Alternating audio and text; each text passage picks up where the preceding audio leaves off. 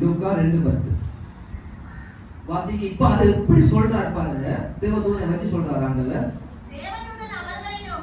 தேவதூதன் அவர்களை நோக்கி பயப்படாதிருங்கள். இந்த உலகத்துல எல்லாருக்குமே பாவத்துல பிறந்துட்டோம், சாக போறோம் என்ற பயம் எல்லாருக்குமே இருக்குது. அப்ப ஆண்டவர் சொல்றாரு பயப்படாதிருங்கள், இதோ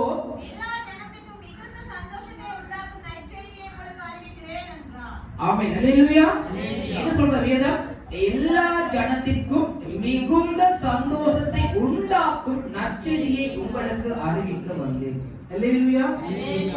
எல்லா மனிதர்களுக்கும், ஒரு சிலருக்கு மாத்திரம் அல்ல, அதாச்சும் இஸ்ரவேல் மக்களுக்காக மாத்திரம் அல்ல, வெளிநாட்டில் இருக்கிறவர்களுக்காக மாத்திரம் அல்ல, இலங்கையில உள்நாட்டில் இருக்கிறவர்களுக்கு மாத்திரம் அல்ல, உலகத்துல கருப்பா இருந்தாலும் வெள்ளையா இருந்தாலும் சரி, நல்லவனா இருந்தாலும் சரி, கெட்டவனா இருந்தாலும் சரி, பணக்காரனா இருந்தாலும் ஏழையா இருந்தாலும் எல்லாருக்கும் மிகுந்த சந்தோஷத்தை உண்டாக்குற செய்திதான் இயேசு கிறிஸ்து இந்த பூமியில பிறந்த செய்தி. அது எப்படி மறைமுகமா சொல்றாருன்னா, உங்களுக்காக மரிக்க இயேசு கிறிஸ்து பிறந்திருக்கிறார், உங்களுக்காக மீட்பு கொடுக்க, உங்களுக்கு மீட்பு கொடுக்க இயேசு கிறிஸ்து பிறந்திருக்கிறார், உங்களுடைய பாவத்தை இல்லாமலாக்க இயேசு கிறிஸ்து பிறந்திருக்கிறார். பயப்படாதீங்க, எல்லாரும் சந்தோஷமா இருக்கிற காரியத்தை நம்ம ஆண்டவர் சொல்லி இருக்கிறார். சோ இயேசு கிறிஸ்து ஏன் பெத்லகேமில பிறந்தார் என்றால் எல்லாருக்கும் சந்தோஷத்தை கொடுப்பதற்காக. அல்லேலூயா.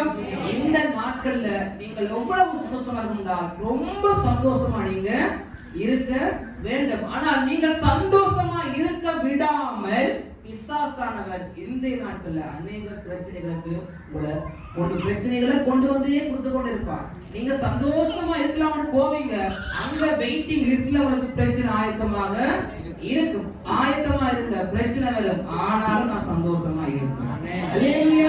அதுதான் இன்றைய நாள். நீங்க சந்தோஷமா இருக்கணும் சொல்லி இயேசு கிறிஸ்து இந்த பூமியில பிறந்திருக்கிறாரு.